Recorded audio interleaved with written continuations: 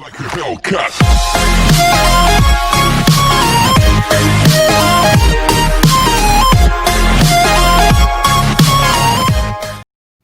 Hi student, हम लोग अपने नए टॉपिक के साथ आए हैं। हमारा आज का जो टॉपिक रहेगा वो रहेगा ओम्स लॉ। ओम का नियम जिसको हम लोग बोलते हैं। तो स्टूडेंट ध्यान से सुनिएगा, ओम्स लॉ क्या कहता है हमारे पास।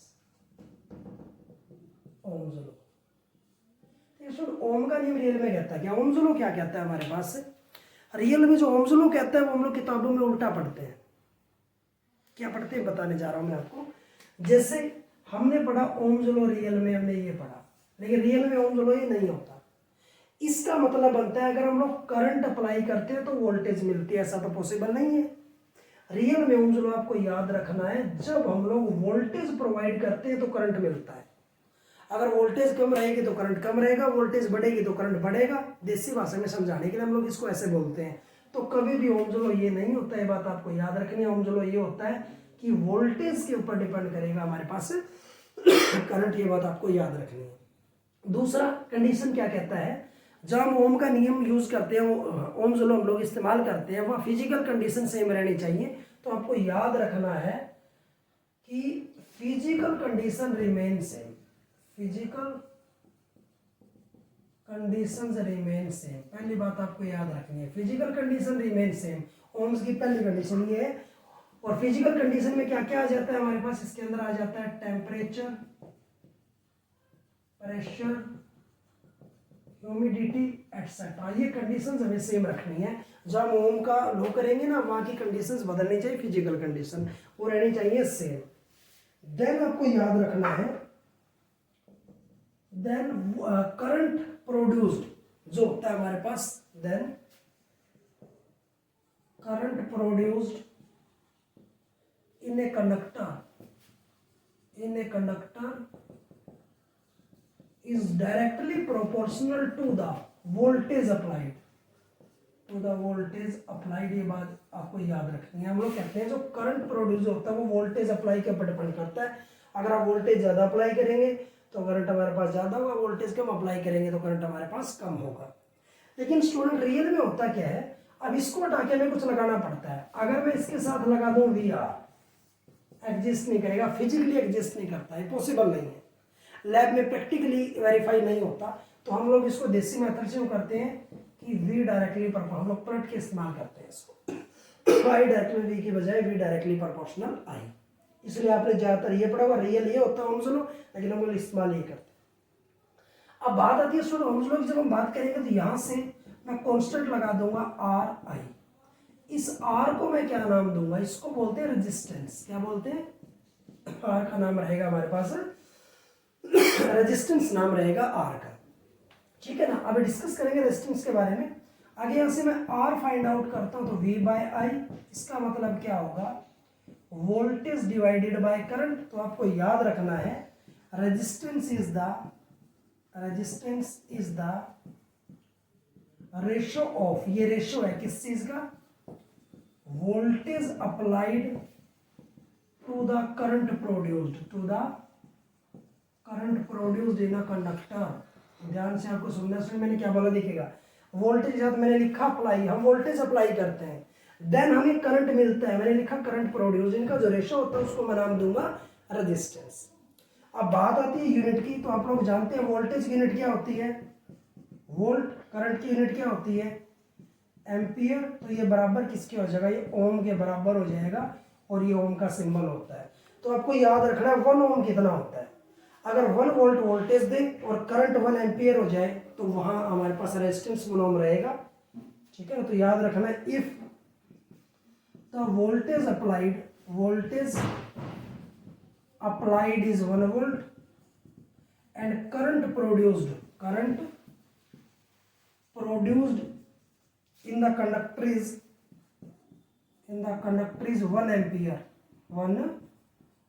Ampere, then resistance of that conductor should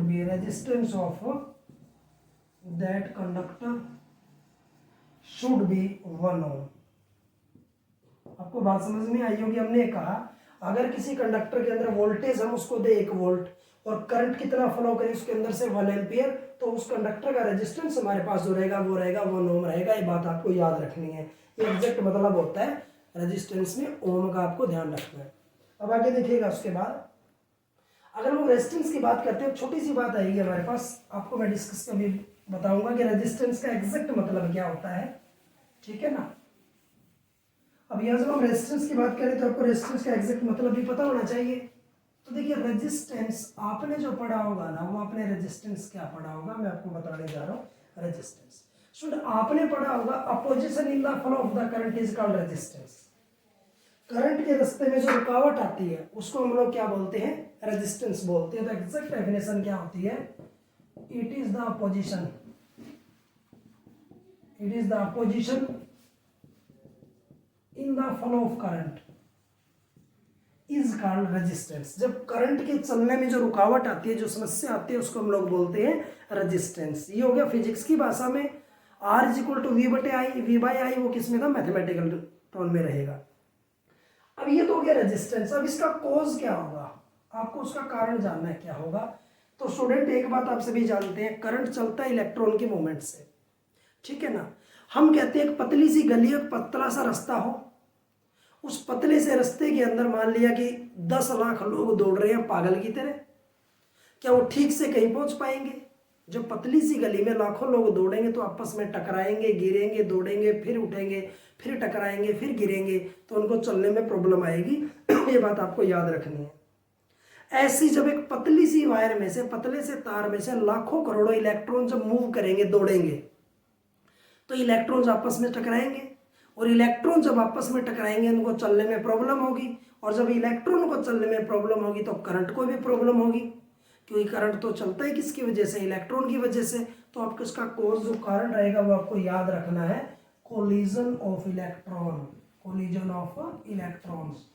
electron के आपस में कोलाइड करने से जो ऑब्स्टेकल पैदा होती है, जो रुकावट पैदा होती है, उस रुकावट को हम लोग क्या बोलते हैं, उसको हम लोग बोलेंगे रेजिस्टेंस। आपको याद रखना है रेजिस्टेंस क्या रहेगा, कि इलेक्ट्रॉन के कोलिजन से, उनके स्ट्राइक करने से, तो उनको चलने में प्रॉब्लम आएगी, तो करंट को भी प्रॉब्लम आएगी, क्योंकि करंट तो चलता है इलेक्ट्रॉन की वजह से।